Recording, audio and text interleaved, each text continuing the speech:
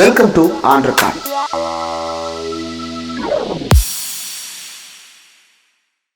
Welcome to on record. இன்றைக்கு நம்மோடு நேர்காணலுக்காக சிறப்பு விருந்தினராக தி கேபிட்டல் தமிழ் ஊடகத்தினுடைய ஆசிரியர் திரு நிரஞ்சன் அவர்கள் இணைந்திருக்கிறார். அவரோட பேசலாம்.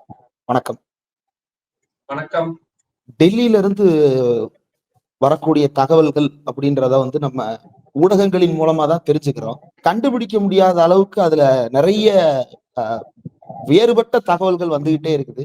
இதுல ஒன்றிய அரசாங்கம் இப்போ அரசுக்கு விரோதமாக அப்படின்றத தாண்டி அரசு நினைக்கின்ற செய்திகளுக்கு மாறாக ஏதாவது செய்திகளை வெளியிடுகிறார்கள் என்றால் அந்த நிறுவனங்களை இந்தியாவில் தடை செய்வதுன்ற அளவுக்கு முயற்சிகளை எடுப்பதாகவும், அதுல முதல் கட்டமா தி வயர் டாட்டின் இணையதளம் முடக்கப்படுவதாகவும் அந்த வயர் தளமே அறிவித்திருக்கிறார்கள். என்ன நடக்குது? இந்த வார் சம்பந்தமான விஷயங்களை பப்ளிக் மத்தியில பேனிக் ஏற்படுத்தக்கூடிய மாதிரியான விஷயங்களை ஒளிபரப்பாதீங்க, போடாதீங்க அப்படின்றதுதான் முதல்ல இருந்தே கொடுக்கப்பட்டிருக்கக்கூடிய இன்ஸ்ட்ரக்ஷன்ஸா இருக்குது. ஸோ நம்ம இந்த எல்லா மெயின் ஸ்ட்ரீம் மீடியாஸ் எல்லாத்தையும் பார்க்கும் பொழுது இந்திய தரப்புல இருந்து என்ன நடக்குதோ அது சம்பந்தமான விஷயங்கள் அதிக அளவுல பதிவு செய்யப்படுறதையும், மற்ற தரப்புல இருந்து வரக்கூடிய தகவல்கள் வராம இருக்குது அப்படின்றத நம்மளால அந்த சமநிலையை நம்மளால பார்க்க முடியுது. சோ இதுதான் மெயின் ரீசனா இருக்கு. அதாவது இந்திய தரப்புக்கு எதிராக இல்லாட்டி இந்திய தரப்புக்கு மாற்று கருத்தாக இருக்கக்கூடிய தகவல்களை போடும் பொழுது அது இந்திய இறையாண்மைக்கு சம்பந்தமானது அப்படின்ற அந்த விஷயத்தோட ஒப்பிட்டு பேச்சு சுதந்திரத்துக்கு உட்பட்டு அது வராது. ஏன்னா இப்ப புதுசா கொண்டு வந்திருக்கக்கூடிய அந்த 3 கிரிமினல் சட்டங்கள், பாரதிய நியாய சங்கீதா, இந்த மாதிரியான 3 சட்டங்கள்ல நிறைய ப்ரொவிஷன்ஸ், அது நமக்கு ஐபிசி தான் நமக்கு பெருசா தெரியும் அப்படின்றதுனால ஏகப்பட்ட ப்ரொவிஷன்ஸ் இருக்கு. இது பயங்கர கன்ஃபியூஷனான ஒரு ஸ்டேட்ல தான் இருப்போம். ஏன்னா ஐஎன்பி ஆக்ட் ஒரு பக்கம் இருக்கும், சைபர் ஆக்ட் ஒரு பக்கம் இருக்கும், இந்த மாதிரியான ஆக்ட்ஸ் எல்லாம் நிறைய இருக்கு. ஸோ ஸ்பெசிஃபைடா எதுல பண்ணாங்கன்றது நம்ம ஹேவ் டு கிளாரிஃபை, நம்ம பார்க்கணும்.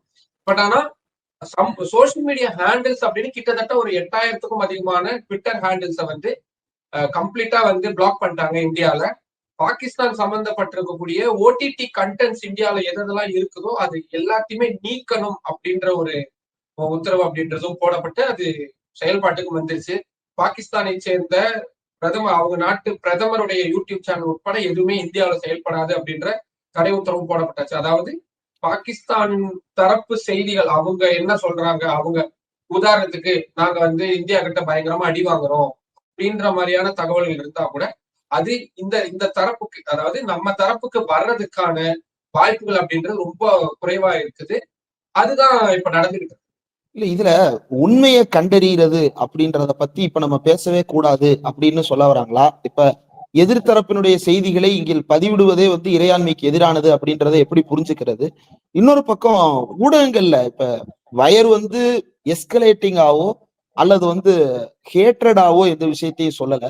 அந்த தரப்புல இருந்து இப்படி சொல்றாங்கன்ற செய்தியை பதிவு செய்தார்கள், அதற்காக நடவடிக்கை எடுக்கப்பட்டதா தகவல் தெரிகிறது. ஆனா பல நிறுவனங்கள்ல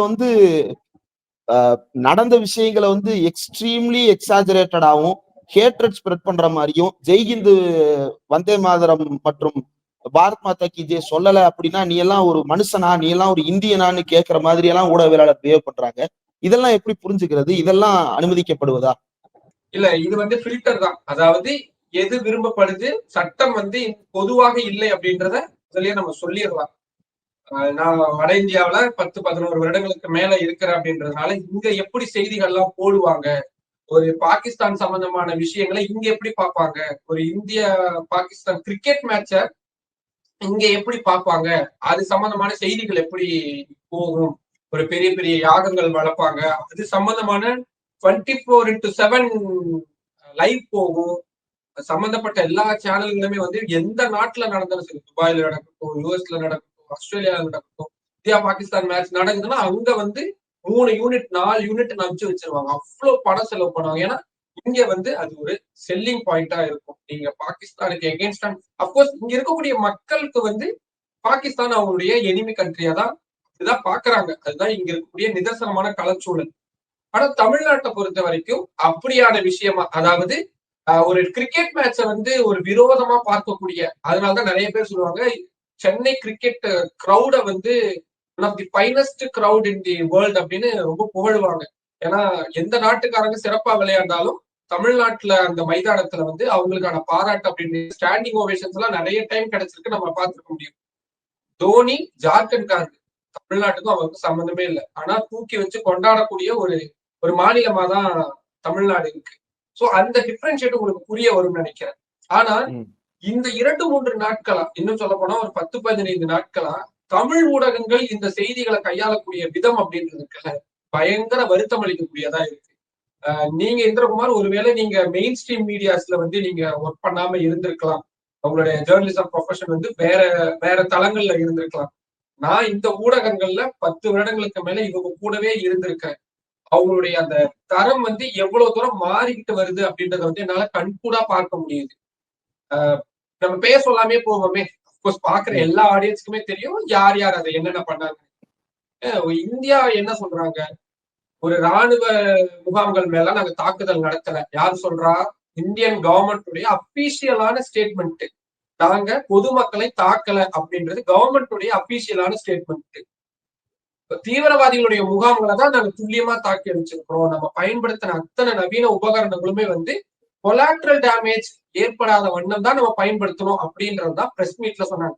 இந்த சேனல்ல உட்காந்துருப்பாங்களா, அவங்களுக்குலாம் அந்த காதுன்னு ஒண்ணு இருக்குமா, அதை கேட்பாங்களா, ஒரு பேசிக் காமன் சென்ஸ் அறிவு இருக்குமான்றது எனக்கு தெரியல. ஏன் எனக்கு இவ்வளவு கோவம் வருதுன்னா, இவங்க பண்றது எல்லாமே இந்தியன் கவர்மெண்ட்டுக்கு எகென்ஸ்டா இருக்கு.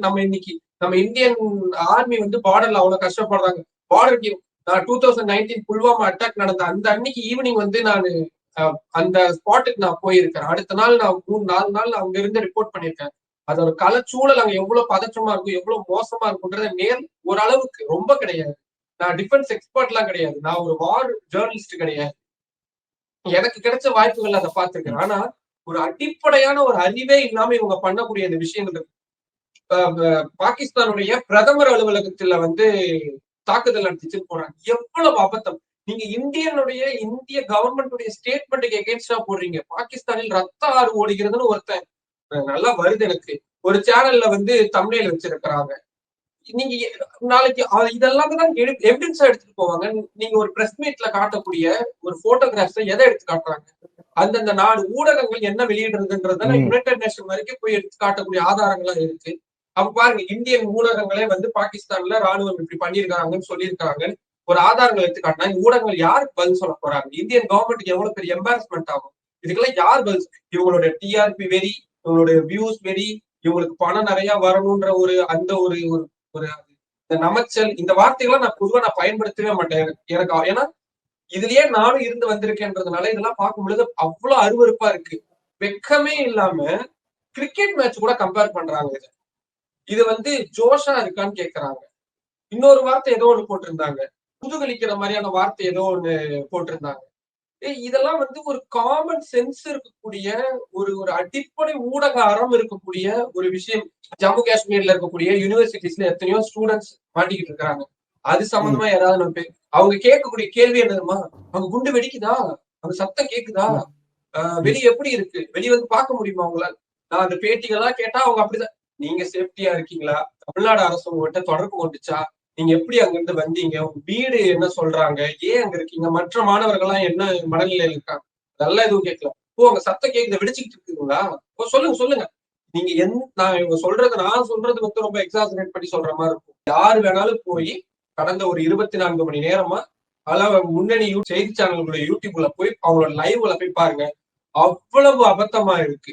ஹெலிகாப்டர்ல இவங்க என்னமோ இதெல்லாம் நீங்க நம்ம நாட்டு ராணுவ வீரர்களை கேவலப்படுத்தக்கூடிய விஷயம். அது என்ன பேசிக்கான விஷயம்? நியாயமான தகவல்களை கொடுக்கணும், இருக்கக்கூடிய விஷயங்களை சொல்லணும், மக்கள்கிட்ட போய் சொல்லணும். ஒரு 24 ஏர்போர்ட் வந்து நேற்று மூடப்பட்டிருக்குது. ஜம்முக்கு ஏர்போர்ட்டுக்கு போகாதீங்க, அங்க வந்து க்ளோஷர்ல இருக்கு. ஒரு அமிர்த்சருக்கு ட்ரிப்புக்கு வந்து நீங்க பிளான் பண்ணிருந்தீங்கன்னா போகாதீங்க. டூர் பிளான் பண்ணிருக்கீங்க, நார்த் இந்தியாவில் டூர் பிளான் பண்ணிருக்கீங்கன்னா பார்த்து நடத்துக்கோங்க, கேன்சல் ஆகுது. இதெல்லாம் தான் ஒரு நியாயமா பண்ணக்கூடிய விஷயம்.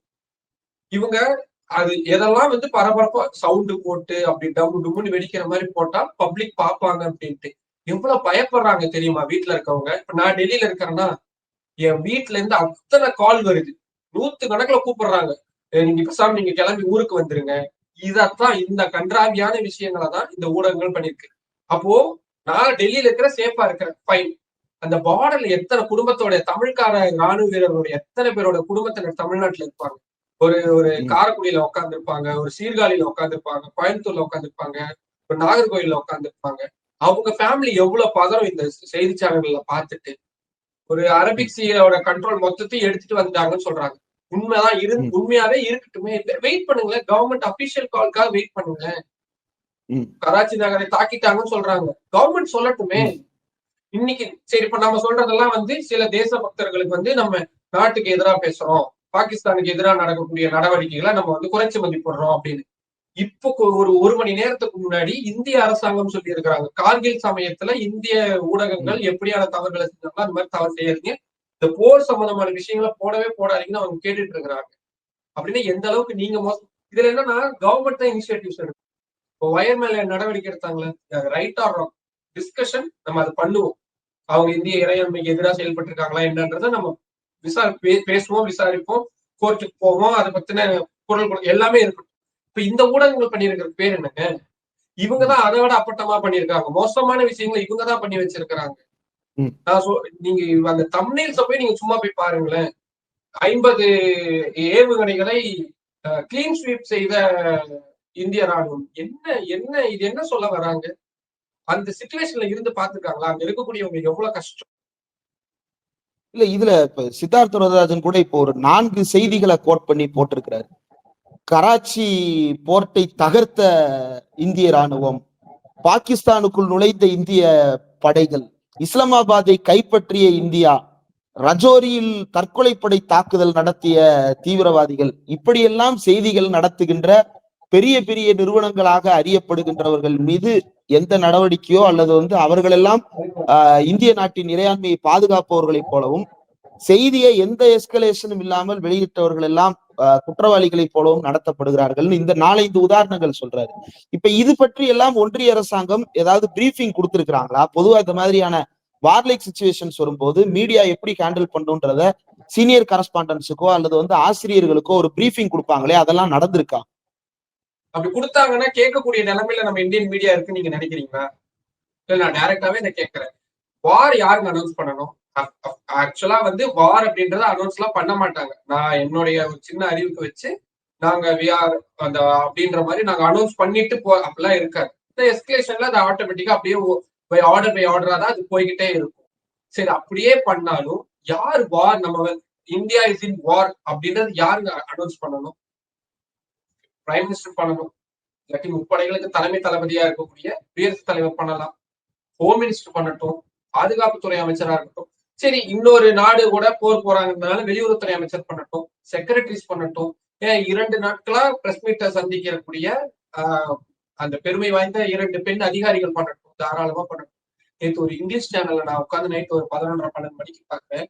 அந்த சேனலுடைய டோட்டல் மேனேஜிங் எடிட்டர் அவர் அதுக்காக மட்டுமே டிவி முன்னாடி வந்து நிக்கிறாரு. Yes we are in the war, yes we are in the war 3 தடவை அழுத்தி சொல்லிட்டு அவர் பாட்டுக்கு போயிட்டாரு. என்னன்னா அவங்க வந்து அதை ப்ரொஜெக்ட் பண்றாங்களாம்.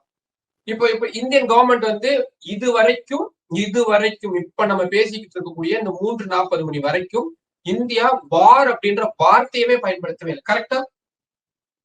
பாகிஸ்தான் 2-3 முறை பயன்படுத்திட்டாங்க. அந்த சிந்து நதி நீரை நிறுத்தினப்போ ஒரு முறை வந்து இந்தியா எங்களை போருக்கு அழைக்கிறதுன்னு வார்ன்ற வார்த்தையை அவங்கதான் பயன்படுத்தினாங்க. இந்த பகல்காமுக்கு நம்ம ஆபரேஷன் சிந்தூரை பண்ணும்போது அவங்களுடைய பிரைம் மினிஸ்டர் இந்தியா வாருக்கு எங்களை அழைச்சிருச்சு, இந்தியா வார் அவங்கதான் சொன்னாங்க. நம்ம இது வரைக்கும் ஒரு நாள் கூட வார்ன்ற வார்த்தையை பயன்படுத்தவே இல்லை.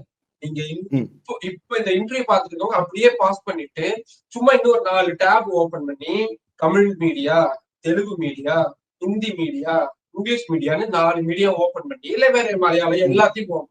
அவங்களோட கேப்ஷன்ஸ், அவங்களோட அந்த பிளாஷிங்க்கு வர்ற அந்த இன்டர்செக்ஷன்ஸ் எல்லாத்துலயுமே வார்ன்ற வார்த்தை இல்லாம இருக்கவே இருக்காது. ஏன்னா அந்த வார் அப்படின்ற வார்த்தை அவங்களுக்கு வந்து ஒரு விதமான ஏதோ ஒரு கொடுக்குது போல இருக்கு அவங்களுக்கு. அது அனுபவிக்கிறவங்களுக்கு தானே தெரியும் அதோட கஷ்டம் என்ன இருக்கும் அப்படின்னு. இப்ப ஸ்ரீலங்கால வார் நடந்துச்சு. நம்ம எங்கேயோ யாரோ இருக்கவங்களுக்கு அவங்களுக்கு வெறும் ஒரு பார்வையால டிவி முன்னாடி உட்காந்து அச்சோ அப்படின்னு. நமக்கு அதுக்கான வழி இன்னும் இருக்குல்ல. நம்ம அந்த வார் ஜோன்ல நம்ம யாருமே இல்லை. ஆனா அது நமக்கு இன்னும் வழியை கொடுக்கல. காசால நடக்கக்கூடிய ஒரு விஷயமோ, இஸ்ரேல நடக்கக்கூடிய விஷயமோ, யுக்ரைன்ல நடக்கக்கூடிய விஷயமோ அதை பார்த்து பதறோம்ல, ஒரு மாதிரி இருக்குல்ல, சங்கடமா இருக்குல்ல, சாப்பாடுக்கு இல்லாம நிக்கிறாங்க அப்படின்னு. சரி, வார் வேணும் வேணாம் அதெல்லாம் நம்ம போவே இல்லைங்க. அது வந்து கவர்மெண்ட் முடிவு பண்ணிட்டு இருந்தா, நீங்க யாருங்க கவர்மெண்ட் சொல்லாம இருக்கிறப்ப நீங்க யார் அதை அனௌன்ஸ் பண்றதுக்கு? கவர்மெண்ட் நம்ம கவர்மெண்ட்டுக்கு சொல்லல இல்ல. அவங்க ஒரு காரணம் இல்லாம இவ்வளவு பெரிய ஆபரேஷன்ஸ் பண்ணக்கூடியவங்களுக்கு இத பண்ண தெரியாதா? இங்க பிரச்சனையே வந்து எல்லாத்தையும் சரியா ஓரளவுக்கு ஹேண்டில் பண்றாங்க. எதிர்கட்சிகளை அவங்களால ஓரளவுக்கு ஹேண்டில் பண்ண முடியுது. ஜுடிஷியல்ல ஓரளவுக்கு அவங்களால ஹேண்டில் பண்ண முடியுது. டிஃபென்ஸ்ல இருந்து எல்லாரையும் ஹேண்டில் பண்ண முடியுது. பப்ளிக் டொமைன்ல இருந்து எல்லாத்தையும் மீடியாவை மட்டும்தான் அவங்களால ஹேண்டில் பண்ண. மாக் ட்ரில்லுன்னாங்க. இந்தியாவில ஏதாவது ஒரு சின்ன எந்த மக்களாவது நாங்க பண்ண மாட்டோம்னு பிரச்சனை பண்ணாங்களா? மக்களுக்கு புரியுது, ஓரளவு பேசிக்கான விஷயங்கள் புரியுது. ஆனா டாக்ஸிக் ஆக்கி அதை வந்து இப்படியான விஷயங்களா மாத்தி வச்சிருக்கிறது ரொம்ப ரொம்ப ஒரு ஒரு சொல்லக்கூடாதுதான். பட் இந்திய ஊடகங்கள் தான் அதை பண்ணிக்கிட்டு இருக்கிறாங்க. இவங்களுக்கான கடிவாளம், அது கருத்து சுதந்திரம், அது எல்லாமே வேணும். அதுக்காக அவங்களை பிளாக் அவுட் பண்ணுங்க அப்படிலாம் நம்ம சொல்லவே இல்லை. அட்லீஸ்ட் சொந்தமான ஒரு அறிவு மூலியமாவது அவங்க செயல்படணும்.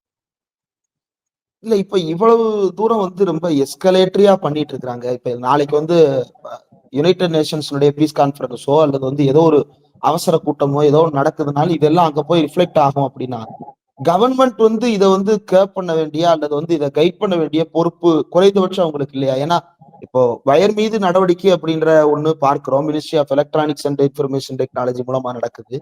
ஆனா இந்த ஊடகங்களுக்கு போர்ன்னு சொல்றாங்க, தாக்குதல் நடத்தினதா சொல்றாங்க. இத அரசு வந்து கண்டுக்காம இருக்காங்க அப்படின்னா இது அரசு விரும்புதுன்னு தானே அர்த்தப்படுது. இந்தியாவுல இந்தியாவுல ஊடகங்கள் அரசு கூட எப்படி இருக்கிறாங்க, அரசு கூட ஊடகங்கள் எப்படி இருக்காங்கன்றது தெரியும். குடியரசுத் தலைவர் பதவிக்கு போட்டியிட்ட யஷ்வந்த் சின்ஹா அவர்களுடைய வார்த்தையை கோட் பண்ணணும்னா, உலகத்திலேயே இந்தியாவில மட்டும்தான் எதிர்கட்சிகளை கேள்வி கேட்கக்கூடிய ஊடகங்கள் இருக்கிறாங்க. ஆளுங்கட்சியை தவிர்த்துட்டு எதிர்கட்சிகள் அவங்களை நீட்டி கேள்வி கேட்கக்கூடிய ஒரு ஒரு ஒரு ஊடகங்களா இருக்கிறாங்க அப்படின்றது வந்து அப்கோர்ஸ். இப்போ யூபியோடைய காங்கிரஸுடைய மாநில தலைவர் அஜய் ராய் வந்து ஒரு ஒரு ஒரு ஒரு மாநில தலைவர்னு வச்சுக்கோங்களேன். அவர் ஒண்ணு இல்ல, ரஃபேல வச்சு இதெல்லாம் பண்ணீங்களே, என்ன பண்ண தப்புதான், ஒன்னும் அதுல மாற்று கருத்தே கிடையாது. அப்படி அவர் சொல்லியிருக்கூடாது. சிச்சுவேஷன் அந்த இந்த மாதிரி இருக்கக்கூடிய சிச்சுவேஷன் அப்படி எமோஷனலா அப்படி பேசியிருக்க கூடாது. ஒரு நாள் ஃபுல்லா அதை பத்தி தாங்க பேசிட்டு இருக்கிறாங்க இந்த ஊடகங்கள். ஒரு சென்ட்ரல் கவர்மெண்ட்டுக்கு மேல இருக்கக்கூடிய நியாயமான கேள்விகளையோ ஒரு விஷயங்களையோ நீங்களே இப்ப இந்த இன்டர்வியூ பார்த்துட்டு இருக்கவங்களையே என்னையும் உங்களையும் கீழே எந்த அளவுக்கு பேசுவாங்கன்றது நமக்கு தெரியும். ஒரு சோசியல் மீடியால போட்டேன், சரி தேசபக்தி இவங்க எல்லாரையும் விட எனக்கு ரொம்ப அதிகமா இருக்கு, உங்களுக்கு அதிகமா இருக்கு. இந்த தேசத்தை எல்லாரும் நேசிக்கக்கூடியவங்க தான். அதை எப்படி நம்ம வெளிப்படுத்துறோம்? இந்த மாதிரி கூச்சல் குழப்பங்கள் போடுறது மூலியமா தான் நம்மளுடைய தேசபக்தியை வந்து நம்ம போலி செய்திகளை பரப்ப மாட்டேன். வரக்கூடிய விஷயங்களை நியாயமா இருக்கக்கூடிய விஷயங்களை சொல்லுவேன். சரியான தகவல்களை கொண்டு போய் சேர்ப்பேன். முடிஞ்ச வரைக்கும் ஒவ்வொருத்தருக்கும் ஒரு டிஃபர் ஆகும்ல, இந்த மாதிரியான விஷயங்கள்லாம் டிஃபர் ஆகும்ல. என்னன்னா அரசாங்கம் இவங்களை கண்டும் காணாமல் இருக்கிறதுனால தான் இவங்க இந்த பிரச்சனை இவங்களுக்கு இப்ப புரியாது. இது ஏதாவது ஒரு இடத்துல பெரும் பிரச்சனையா இந்த ஊடகங்கள் செய்யக்கூடிய விஷயங்கள் மாறும்ல, அப்பதான் வந்து தெரியும். ஏன்னா ஏற்கனவே நமக்கு தெரியும், புல்வாமா அட்டாக் நடந்தப்போ அதுக்கப்புறம் நடந்த அந்த பதிலடி சம்பந்தமான விஷயங்கள் எல்லாம் ஊடகங்களுக்கு முன்னாடியே தெரிஞ்சது அப்படின்ற அண்ணா கோஸ்வா அவங்களுடைய ஊடகங்கள்னு சொல்ல முடியாது, ஒருத்தருக்கு வந்தது அப்படின்ற ஒரு ஒரு அது இன்னுமே ஒரு கருப்பு பக்கமா தானே இருக்கு. ஒரு ஒரு விதமான ஒரு 5 வருஷமாயி நம்ம இன்னும் பேசுறோம் பாருங்க. அப்ப இது வந்து ஏதாவது ஒரு டைம்ல ஒரு ட்ரிகர் பாயிண்ட்ல இவங்க பண்ணக்கூடிய தப்பு இந்தியாவுக்கு எதிரானதா மாறிடுச்சுன்னா அப்பதான் இந்த அரசாங்கம் முழிச்சுக்கும். ஆக்சுவலா இது இட்ஸ் டூ லேட். இவங்க உடனடியா வந்து செய்திகள் தாராளமா கொடுங்க, யாரும் வேண்டாம்னு சொல்லவே இல்லை. கருத்து சுதந்திரம் 100% வேணும். ஆனா இப்ப நடந்துட்டு இருக்கிறதுல கருத்து சுதந்திரம்னு பத்திரிகையாளனா என்னாலையுமே ஏத்துக்கவே முடியாது. நிறைவா ஒரு கேள்வி. இப்போ சீஃப் ஆஃப் டிஃபென்ஸ் ஸ்டாஃப்க்கு வந்து ஒரு புதிய அதிகாரங்கள் அல்லது போருக்கான அதிகாரங்களை கொடுக்கறது மாதிரியான சில செய்திகள் வந்து தொடர்ந்து வெளியாகி கொண்டிருக்கிறது ஊடகங்கள்ல. அதுல நிதி ஒதுக்கீடு தொடர்பான விவகாரம், இந்தியா முழுவதும் இருக்கக்கூடிய மற்ற பகுதிகளில் இருக்கக்கூடிய ராணுவ வீரர்களை எல்லைக்கு அழைத்துக் கொள்வதற்கான அதிகாரம் உள்ளிட்டவற்றை எல்லாம் வந்து தலைமை அதிகாரிக்கு கொடுத்திருப்பதா தகவல் வருது. அதை பற்றின செய்திகள் ஏதாவது இருக்குதா? அதுல என்ன அப்டேட்? இல்ல இப்ப என்னன்னா, நம்மளுடைய முப்படைகளை சேர்ந்த அனைத்து வீரர்களுமே வந்து அந்த காம்பேக்ட் யூனிஃபார்ம்னு சொல்லுவாங்க. அதாவது ஒரு அன்ரெஸ்ட் சிச்சுவேஷன், ஒரு போர்க்கால சூழல், ஒரு வார் சமயத்துல, அதாவது அன்ரெஸ்ட் சிச்சுவேஷன் வச்சுக்கலாமே, அந்த டைம்ல மட்டும் காம்பேக்ட் யூனிஃபார்ம்னு சொல்லுவாங்க. அந்த சீருடைக்கு வந்து மாறி இருக்காங்க.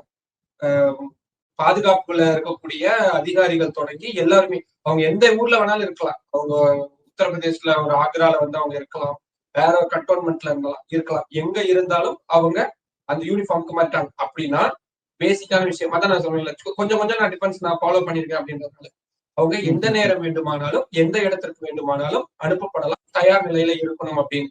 ரெண்டாவது, பாராமிலிட்டரி போர்ஸ்ல இருக்கக்கூடிய முக்கியமான அதிகாரிகள், ரொம்ப ரொம்ப எமர்ஜென்சி இல்லாத சிச்சுவேஷன்ல இருக்கக்கூடிய அத்தனை பேருடைய விடுமுறை அப்படின்றதும் ரத்து செய்யப்பட்டது. அதே மாதிரி நிறைய ஒரு நீண்ட நாள் விடுப்புல இருப்பாங்க, ஒரு படிக்கிறதுக்காக இல்ல வேற ஏதாவது விஷயங்களுக்காக, அந்த மாதிரியான விடுப்புகளும் வந்து தற்காலிகமா நீக்கப்பட்டிருக்குது. அத்தனை மருத்துவர்களும் அரசு மருத்துவமனைகளும் முழு அளவுல தயாரா இருக்குன்னு சொல்ல, இது எல்லாமே வந்து தயார் நிலையில இருக்கிறதுக்காக தான். இப்ப எல்லைகளுக்கு அப்கோர்ஸ் அங்க வந்து அட்டாக் அப்படின்றது நடந்துட்டு இருக்கு. நேத்து எல்லாம் என்ன போட்டாங்கன்னா, சர்ற மாதிரி குண்டு மழை அப்படின்னு போட்டுட்டு இருந்தாங்க. காலையில ஜம்முல எல்லாரும் இருந்துச்சு வழக்கம் போல பால் பாக்கெட் வாங்க போறாங்க, அவங்களோட வேலைகளுக்கு போறாங்க. என்னன்னா அங்க இருக்கு பிளாக் அவுட் அப்படின்றது ஏற்கனவே சொல்லிட்டாங்க. அது நார்மலான ஒரு ப்ரொசீஜர். ஆனா இவங்க எஸ்கலேட் பண்ணி சொல்லக்கூடிய அளவுக்கு அங்க மோசமா இருக்கு. நம்மளுடைய ராணுவம், நம்ம கிட்ட இருக்கக்கூடிய படைபலம் எல்லாத்தையும் வச்சு ரொம்ப திறமையா அதை சமாளிச்சுட்டாங்க. நம்ம கிட்ட இருக்கிறத விட பாகிஸ்தான் கிட்ட இருக்கக்கூடிய அத்தனை ஆயுதங்களும் ரொம்ப ரொம்ப குறைவானது. நம்ம வந்து இதை இன்னும் எடுத்துட்டு போக முடியும் அப்படின்னு தெரியும். ஆனா நம்ம யுனைடெட் நேஷன் சார்ட்டர்ல கையெழுத்து போட்ட ஒரு நாடு, அதுல இருக்கக்கூடிய ப்ரொசீஜர்ஸை எப்பவுமே ஃபாலோ பண்ணக்கூடிய, முழுமையா ஃபாலோ பண்ணக்கூடிய ஒரு நாடுகள்ல இந்தியாவும் ஒண்ணு. நம்ம மற்ற நாடுகள் மாதிரி அந்த விதிமுறைகள் எல்லாம் காற்றில் பறக்க விடக்கூடிய பாகிஸ்தான் மாதிரியான நாடு நம்ம கிடையாது. நமக்கு இருக்கக்கூடிய விதிமுறைகளை மிகச்சிறப்பு. நேற்று அதனால்தான் இந்த பிரஸ் மீட்ல அவங்க ரொம்ப அழகான ஒரு வார்த்தையை சொல்லியிருந்தாங்க விங் கமாண்டர். பாகிஸ்தான் என்ன நம்ம மேல அட்டாக் நடத்தினாங்களோ அதே அட்டாக்க தான் நம்ம பண்ணியிருக்கிறோம் அப்படின்றத அவங்க ரொம்ப அடிக்கோடிட்டு சொல்லிட்டாங்க. சோ நீங்க கேட்ட மாதிரிதான் இந்த பார்டர் ஏரியாஸ் எல்லாம் வந்து அதிக அளவுல வீரர்கள் வந்து குவிக்கப்பட்டு இருக்கிறாங்க. முக்கியமா எல்லை பகுதிகளில் இன்னைக்கு டைம்ஸ் ஆஃப் இந்தியால ஒரு குட்டி ஒரு 2வது பக்கத்துல நினைக்கிறேன், முடிஞ்சா போய் பாருங்க. அவங்களோட பின்னாடி ஒரு மரத்துக்கு கீழே ஒரு 4 பேர் உட்காந்துருக்காங்க, பின்னாடி பெஞ்சு, அதுக்கப்புறம் பாகிஸ்தானு 4 பேர் உட்காந்துருக்காங்க. அந்த கேப்ஷனே வந்து இவ்வளவு போர்க்காலத்திலும் காமாக இருக்கும் ஒரு கிராமம் அப்படின்ற மாதிரி ஒரு கேப்ஷன் போட்டு ஒரு போட்டோ போட்டிருக்கிறாங்க. சோ அப்ப நேத்து நைட் இந்த ஊடகங்கள் போட்டதை நம்ம நம்புறதா, ஒரு ஒரு களத்துக்கு போய் ஒரு போட்டோ எடுத்திருக்கக்கூடிய அமிர்த்சர்ல இருக்கக்கூடிய ஒரு கிராமம், பேர் மறந்துட்டேன், முடிஞ்சா அது இந்த இதுல கூட காட்டுங்க, சின்ன பாக்ஸ்ல கூட போட்டு காட்டுங்க. எதை நம்புறது நம்ம? சோ ஒரு பக்கம் இப்படியான விஷயங்களும் இருக்கு, காத்துட்டு இருக்காங்க சார். அதுக்காக தான் நம்ம 140 கோடி பேர் சேர்ந்து 100 கோடி பேர் சேர்ந்து அரசாங்கம் ஒண்ணு அமைச்சிருக்கோம். இவ்வளவு வரி கொடுத்து அதிக அளவுல டிஃபென்ஸுக்கு செலவு பண்றக்கூடிய நாடா இருக்கிறோம். இவ்வளவு படைபலங்கள்லாம் இருக்கு. கரெக்ட், அவங்க சொல்லட்டும், இன்ஃபர்மேஷன் கொடுக்கட்டும், எதிர்கட்சிகள் இருக்காங்க, அவங்க கேள்வி கேட்கட்டும், ஒரு கோர்ட்டுக்கு போட்டு என்ன வேணாலும் நடக்கட்டும். இவங்க எதுக்கு உளுந்துக்கு இப்படி குதிச்சுட்டு கிடக்குறாங்கன்னு தெரியல. அப்கோர்ஸ் சென்ட்ரல் கவர்மெண்ட் வந்து இந்த மாதிரியான விஷயங்கள்ல ஒரு நடவடிக்கை எடுக்கும். நிறைய விஷயங்கள் பகிர்ந்துட்டீங்க தோழர். இவ்வளவு நேரம் ஒதுக்கி இந்த நேர்காணல் தந்ததற்கு மிக்க நன்றி.